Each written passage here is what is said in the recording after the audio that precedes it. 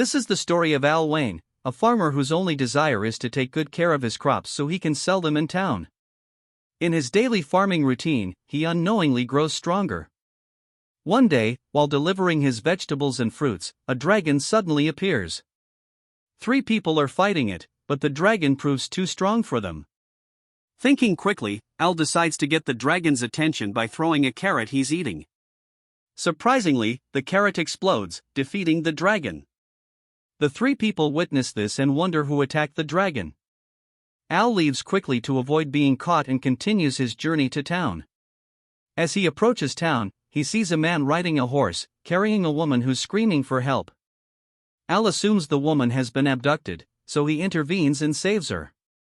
The abductor tries to fight back but fails, and Al easily knocks him down. The woman thanks Al, but he quickly leaves to deliver his goods. On his way home, Al is stopped by soldiers guarding the gate. It turns out the woman he saved is a princess, and she ordered the soldiers to stop him. Realizing this, Al understands he saved royalty. The princess offers him a job in the palace, but Al declines, stating he's just a farmer and wants to continue farming. Despite his refusal, the princess insists and offers him a large piece of land near the palace to farm. The people Al helped earlier with the dragon defeat came.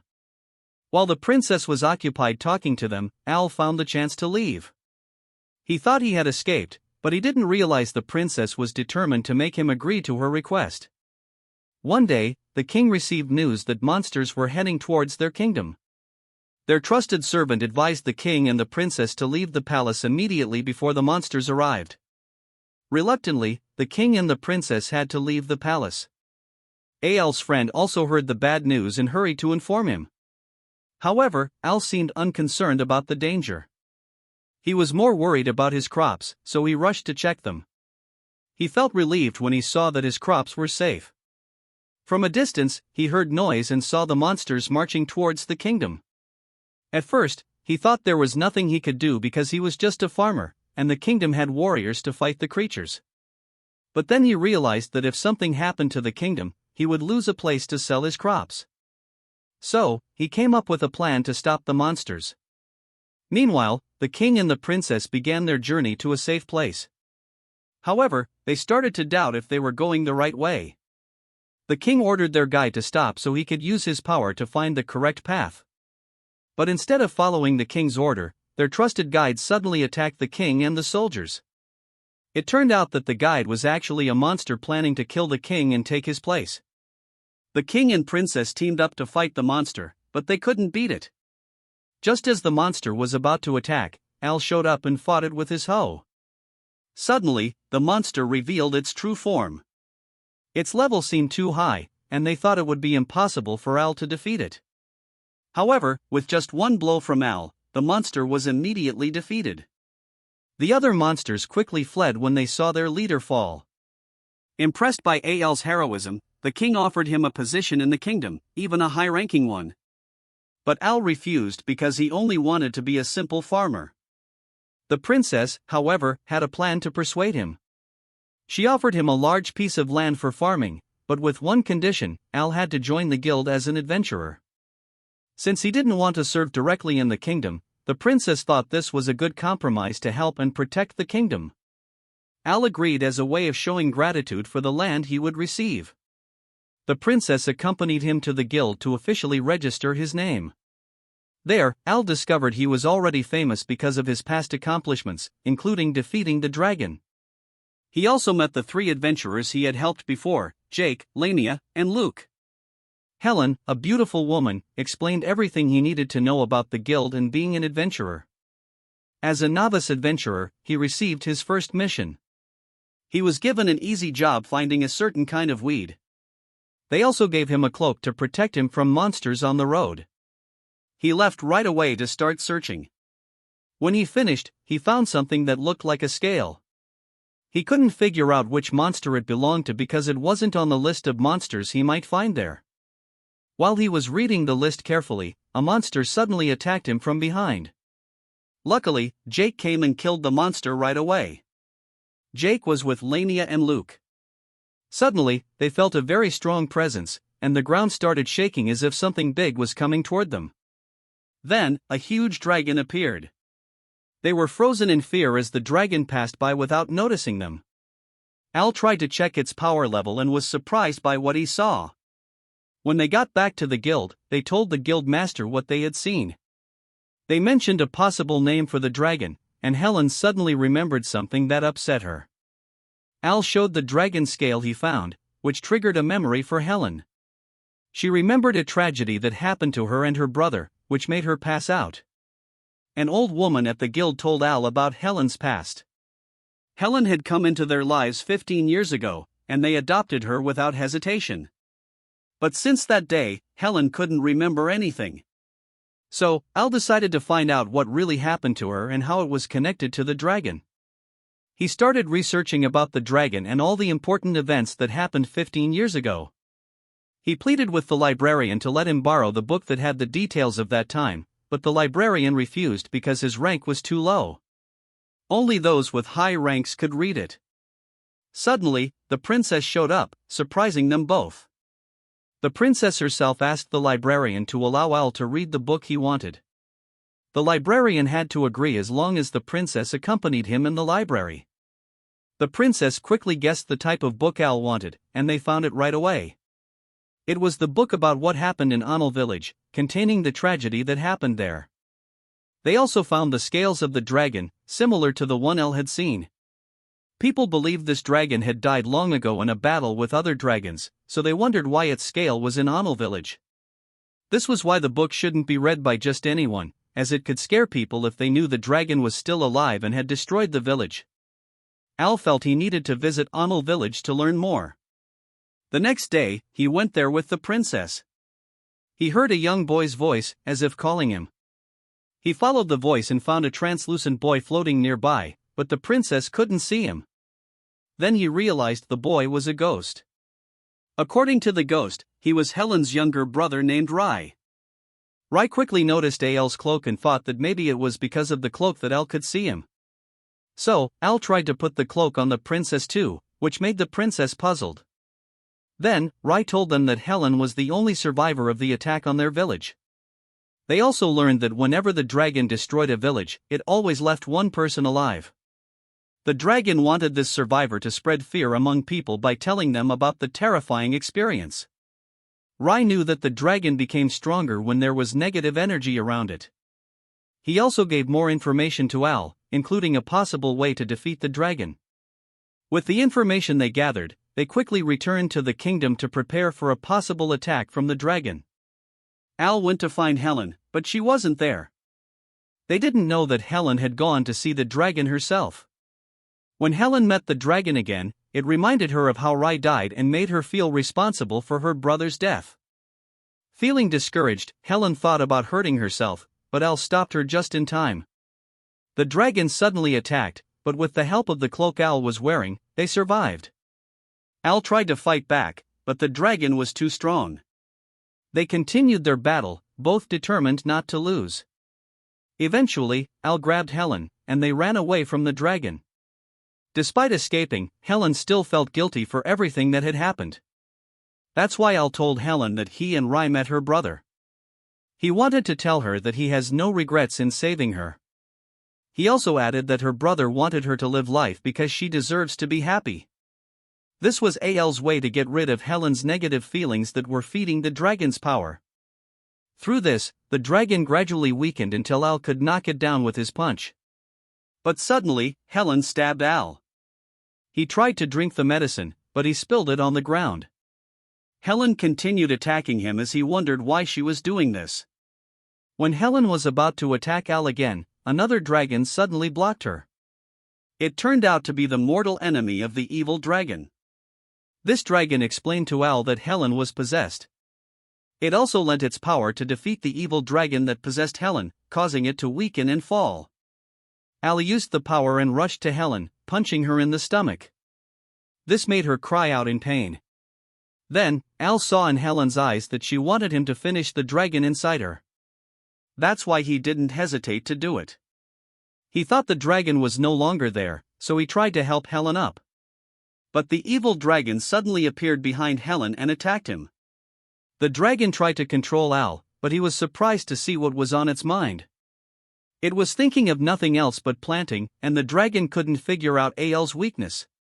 Because of this, it couldn't possess Al. Suddenly, the white dragon stood up and immediately attacked the evil dragon. Little by little, the dark clouds disappeared, and the light returned. A sign that they had defeated the evil dragon was when Al woke up and Helen and the princess, pretending to be Philia, were happy and hugged him. Al thought that if he woke up like this every morning, he wouldn't need breakfast anymore. He immediately asked what happened to the two dragons and if Helen was okay. Helen showed them her hand in the form of a dragon, and they panicked.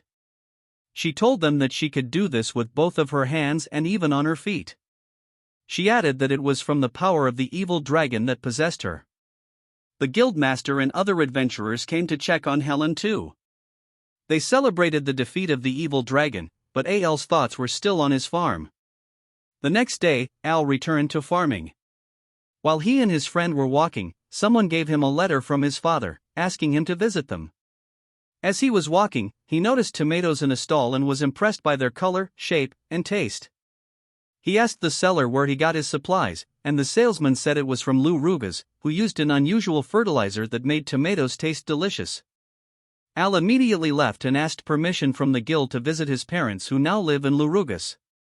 He added that it was also his chance to buy the fertilizers for his plants since he still had jobs that had not been completed. Helen volunteered to do it with the help of the power she got from the dragon. After he left the guild, he saw Philia. She also told him about her departure but wanted to come with him. Unfortunately, he didn't allow her. She kept insisting on joining the trip, so Al ran away from her. In his journey, he met a monster on the road, and it chased after him, but it still caught him. Fortunately, a woman helped him, and the monster was killed immediately. This girl introduced herself as Ruri, and they got to know each other. They both found out that they were going to the same place and decided to go there together. They immediately started walking, and by the afternoon, they felt something approaching them. It turned out to be the messenger carrying a letter from Al's mother. Because it was getting dark, they decided to spend the night there. While they were eating, he asked Ruri why she was heading to Lou Rugas. Then she answered that she was traveling for her training, and aside from this, she also heard interesting news about Lou Rugas from a merchant. These bad news were accidents whose causes could not be determined, and according to one victim, he allegedly saw a demon. Al asked why she was doing this even though it was so dangerous for her. Then Ruri said that she possessed the blood of the hero who once defeated the Demon King. Al was amazed to know that he was with a direct descendant of a hero. She also wanted to use the power she inherited from her ancestor to help others. After their talk, they went to sleep, but Al could not sleep because of Ruri's sleeping behavior. When they arrived at Lou Rugas, they decided to go to their respective destinations. But before they parted, Al decided to make Ruri an escort when he returned home and if Ruri finished her investigation. Ruri began her investigation, but no matter who she asked, they didn't seem to know about the news she received. Suddenly, she heard a woman's cry and quickly went to her. According to the woman, the demon took her younger brother, and she pointed to the path the demon had taken. Ruri immediately left to chase it. Meanwhile, Al found the house his parents had moved into. His mother greeted him warmly and hugged him tightly, but his father didn't recognize him at first and greeted him with a punch. His mother got angry at his father for hitting him. After the strange family reunion, Al and his father talked, and Al asked him where he could buy the fertilizer he was looking for. They also discussed what Ruri had mentioned about the news spreading in the area, but his father didn't know about it either. Even the hotel where Ruri was going to stay was unfamiliar to his father. He even walked around and couldn't find any hotel in the area that matched the description. The next day, after Al got his fertilizers, he saw a man surrounded by people. He claimed that he was attacked by a demon and that he was able to escape when a blue-haired woman fought it off. Al immediately asked where he saw it, and it pointed in the same direction as the woman said to Ruri. He quickly went there, but it turned out to be a trap. When he got there, he saw the woman that Ruri had talked to earlier. She was attacked by the monster, and Al immediately saved her. But this woman also turned into a monster like the one he punched. As he was about to be eaten by the monster, Ruri arrived and immediately killed it. The man who set the trap for both of them appeared and introduced himself as Loki. He also knew about Al's victory against the former first commander of the Demon King and the malevolent dragon. Ruri charged at him, but he just dodged it, then he countered with an attack that knocked Ruri down. Al immediately came to Ruri's aid and healed her. After that, he and Loki fought, but neither wanted to be defeated. Loki said that he wanted to remove everyone who would interfere with his plans, including Al, Ruri, and Helen because of the power she gained from the malevolent dragon.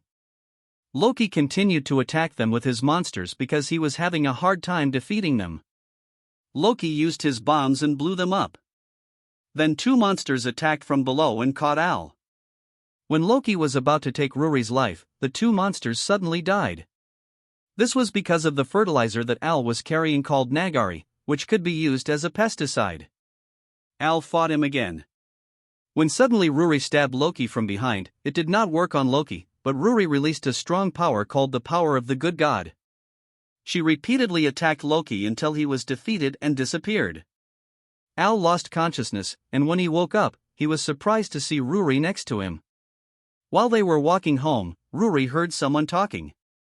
She was scared because she thought it might be a ghost, but it turned out to be Al's mother, who was looking for him. Al immediately picked up Ruri and ran away because Ruri might be in trouble if his mother saw them together. When they arrived at the hotel where Ruri was staying, it disappeared. The next day, Al said goodbye to his parents and left, carrying the fertilizers he bought as agreed. He met Ruri on the road, and they went on the journey together. When they arrived in the kingdom, he also took her to the guild and introduced her to Helen. At the farm, he caught a boy stealing his crops because the boy was hungry. He felt pity and gave him cabbage. According to Helen, there were food shortages due to monster attacks. While he was in Larugas, the entry of food from other countries was also stopped, resulting in an increase in the price of goods that the poor people could no longer afford. They heard the sound of a bell, a sign that there were monsters attacking the kingdom. They immediately returned to help prevent the monsters from entering the kingdom. Due to the large number of monsters, they found it difficult to defeat them until an army led by the wielder of the sacred sword arrived.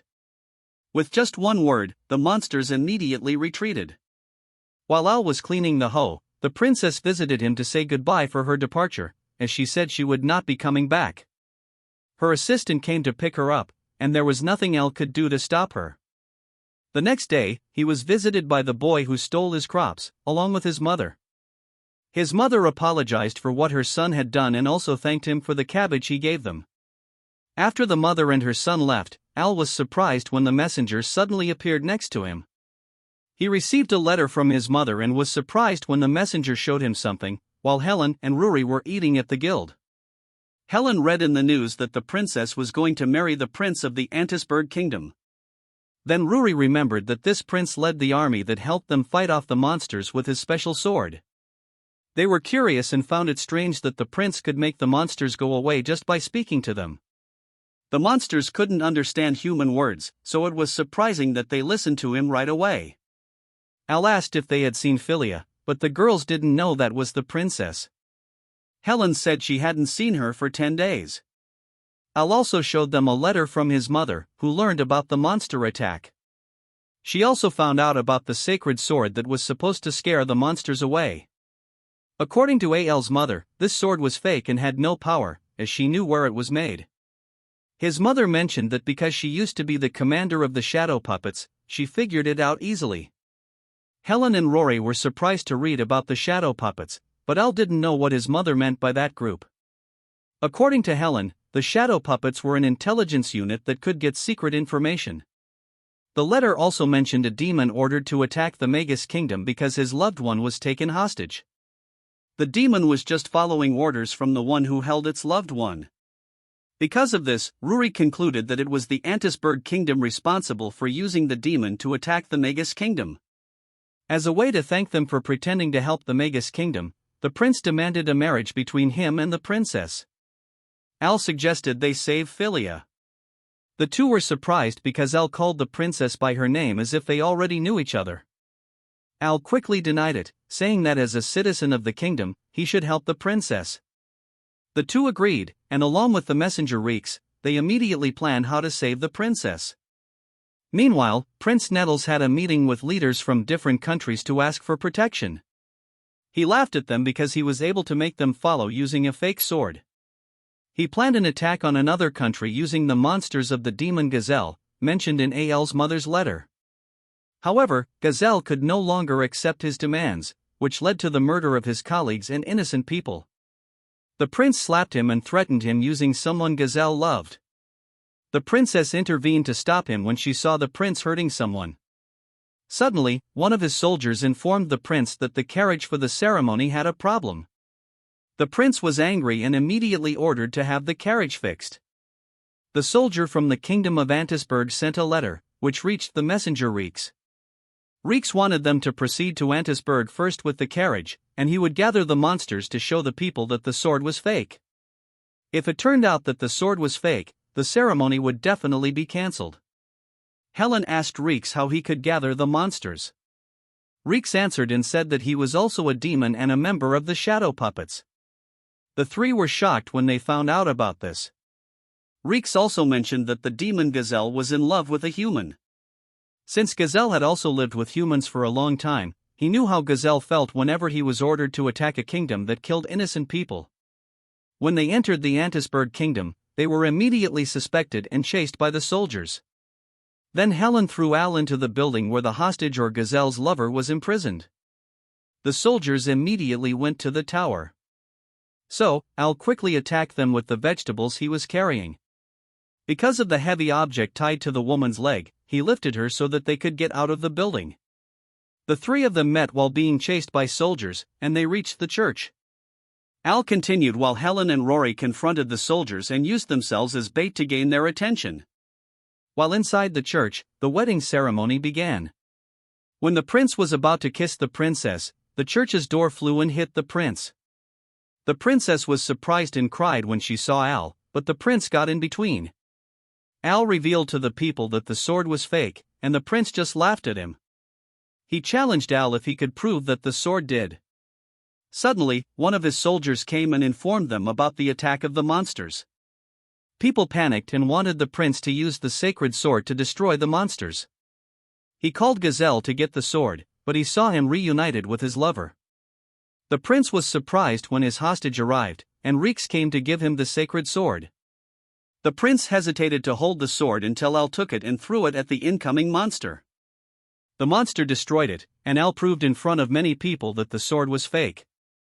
So, Gazelle used his flute to order the beast to retreat. He also told everyone about the prince's frauds and the reason why he was forced to let the monsters attack other kingdoms. The prince suddenly laughed because it was too late, as he had already let the monsters invade the Magus kingdom the other night. Helen and Rory came and said that the Magus kingdom did not fall because after the attack by the monsters, the adventurers and soldiers asked Rory to teach them more about fighting skills, as they wanted to protect the kingdom. When the soldiers arrived, the prince thought they would help him, but it turned out that they already knew the prince's lies. The prince was about to stab the king but was stopped by a vegetable thrown by Al. He was punched by Al for the bad things he had done. The princess hugged Al, which made him happy but angered Rue, so he pretended to keep the princess away. When the king came out, Reeks met him and handed him a letter. According to Reeks, it was for the prince, and the letter contained some plans made by the prince and his ally. The letter was also from someone unidentified. The king immediately found out that Reeks was a member of the shadow puppets. So Reeks warned the king to be careful because someone else was manipulating the prince's plans. The princess visited the guild to give them a reward as a gratitude for their efforts in protecting the kingdom. Meanwhile, Ruri and the princess appeared in the person of Philia, followed Al, and even at the farm they wanted him to choose between them. But Al could not answer. They asked Al if he might be in love with another woman, and he replied that he was. Al left immediately after he got vegetables, and he offered these vegetables to someone named Ilvia. In the past, Al had been planting crops already. He first saw Ilvia when she was arrested for stealing vegetables. She got loose and took the potatoes that Al was supposed to give to the couple. He followed this girl and brought her a soup. Because Ilvia was elusive, Al put the soup on the ground and left immediately. The next day, Al came back with more food for her. When he came back the other day, Ilvia showed up and they talked. Suddenly, the people she robbed the other day came and planned to sell her to the slave trader. Al begged them to let Ilvia go and said that he would pay for what she stole from them. Al's father came and discussed with them what happened. When Al's father heard the situation, he decided to give the rice he was carrying as compensation for what Ilvia stole, and the two men immediately accepted it. Then Ilvia also returned the potatoes she took from Al. Al decided to take it and said that they would make soup from it every day. On that day, their family also adopted Ilvia. 2 years later, while they were at the farm, they saw Al's friend Testa running and being chased by killer bees. Fortunately, their mother arrived and immediately killed all the killer bees. Then, his parents left to find a new place to move in. Al asked Testa why the killer bees were chasing him when it was not usually seen in the area. Testa showed the map of the treasure that can be found in the forest behind the village. They both decided to go there, and they left Ilvia in the farm. While walking in the forest, Testa mentioned to Al the bad treatment of other children to Ilvia. Then, he realized the reason why his parents were always looking for a place to move to, because it was also for Ilvia's sake. When they got close to what was indicated on the map, they stepped on something that cracked the big rock and they fell. They were surprised by what they saw inside, and Testa found a stone with writings that they could not read. When Al touched it, it suddenly lit up, then he saw a monster and this made him unconscious. When he woke up, their village was filled with ash from the volcanic eruption. Since the day he lost consciousness, the people were greatly affected due to the destruction of their main livelihood. The houses and even the bridge leading to the kingdom were also damaged. The leader of their village was trying to divide evenly the remaining food that they had saved. They went to their crops, but those were also damaged due to the ashes. While watching it, Al's chest suddenly hurt and he became weak. By nightfall, Ilvia was planning to steal the food while their leader was sleeping. But she remembered Al's words because Al was still weak. Ilvia combined the food for both of them and gave it all to him. She did this every day until her body gave up due to malnutrition. Testa went to Al and immediately informed him about Ilvia. Al wondered how this happened to her as there was food from the kingdom, as Ilvia always said whenever she would give him his share. Until he found out that Ilvia was just lying, and that's why he was surprised because his food was more than usual. Presently, while Al was on his way home after killing the dragon, he saw an unconscious woman on the road. He brought her to his house, and when this girl woke up she thought she had been kidnapped by him. He immediately explained and told her that he was an adventurer. This girl introduced herself as Linnea and said she was on her way to the guild because she had a request. Since Al also had to go to the guild, he decided that they would go there together. Ruri arrived and was surprised to see a woman at Al's house.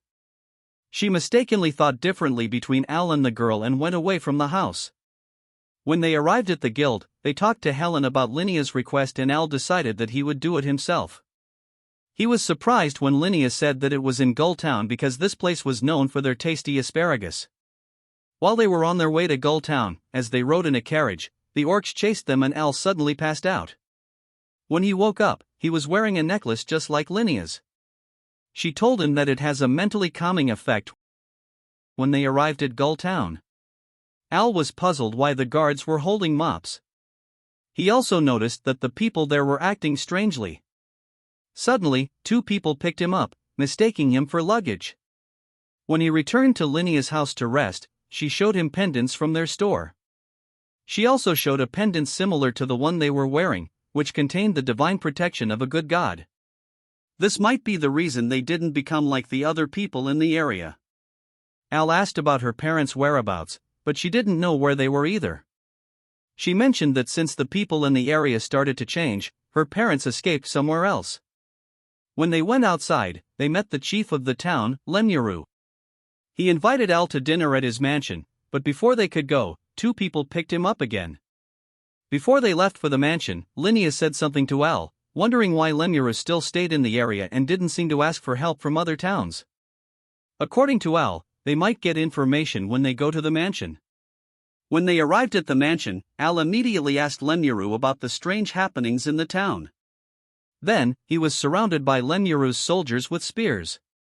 But Al defeated them easily and rushed to attack Lemuru. However, Linnea blocked him.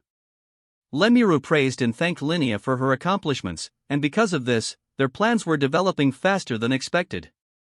A demon named Vitra appeared to them, and it turned out that he was controlling Lemuru. The demon said that he turned his power into a stone and placed it in the statue at the middle of the town. So that everyone would be affected by it, he said he would also do it to the royal capital because he heard of someone who defeated a demon and a dragon. He wanted to control this person as well.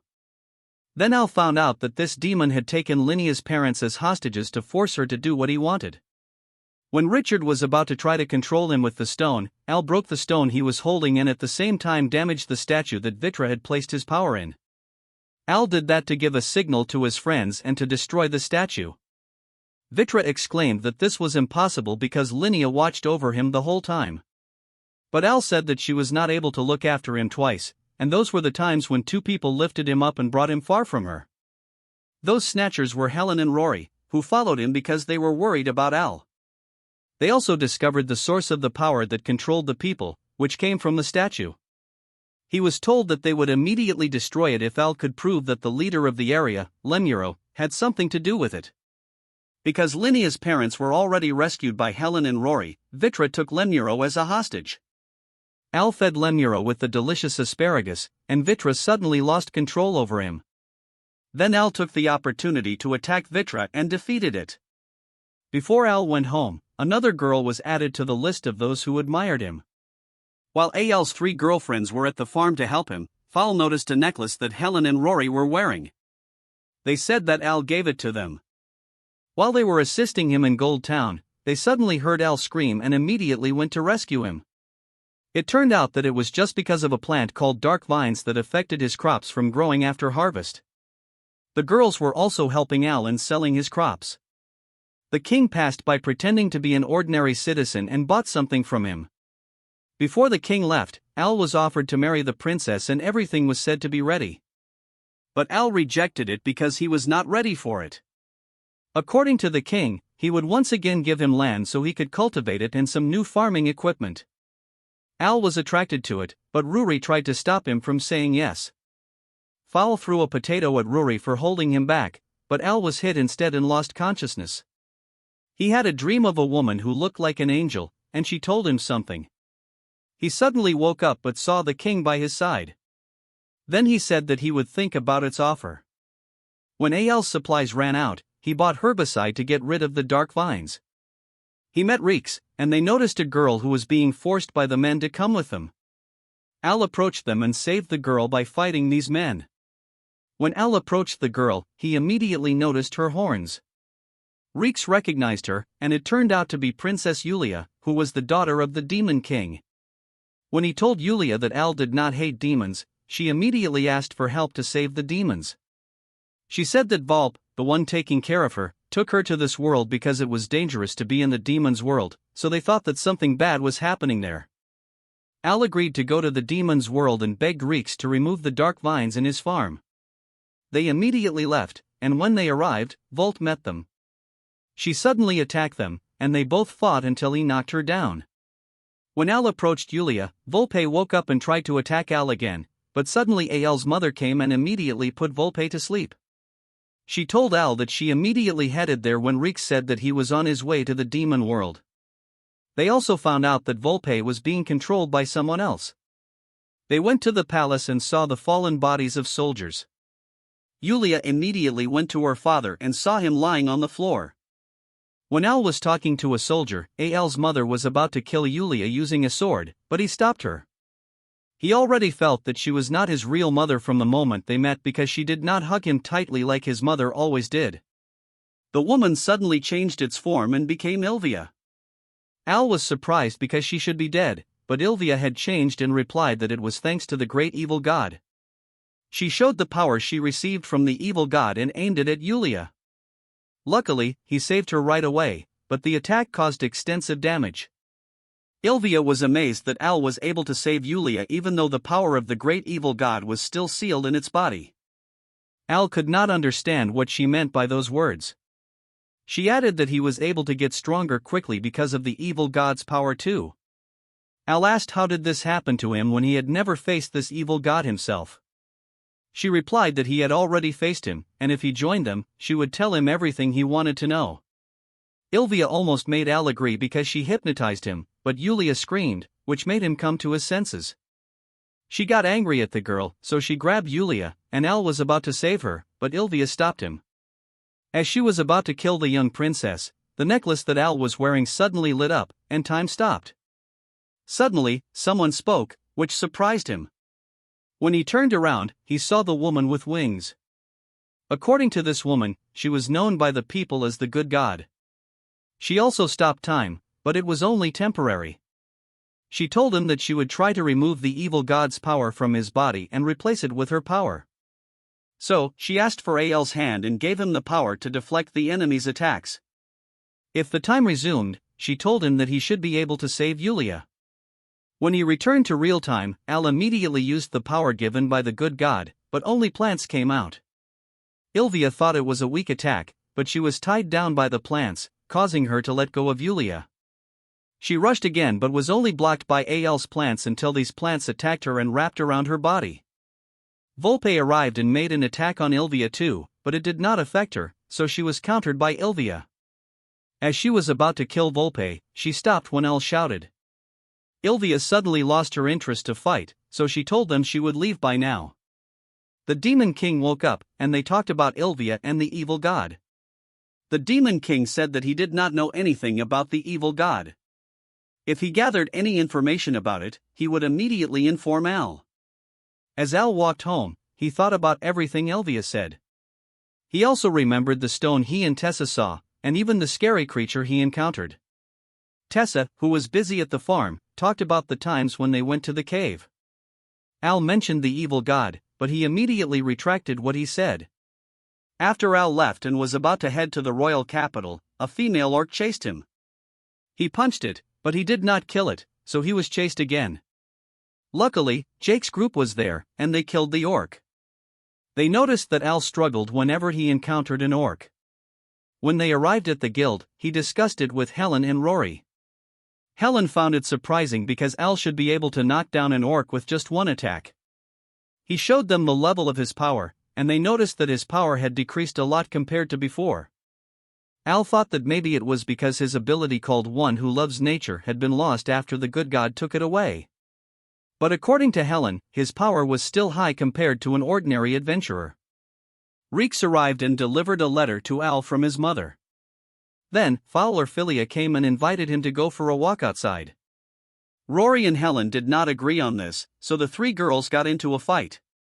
Despite the questions in Al's mind about Ilvia and the evil god, these people around him were more important to him now. He thought that it would be fine as long as he could strengthen his farming power and be with his friends. Thanks for watching. Please subscribe for more content.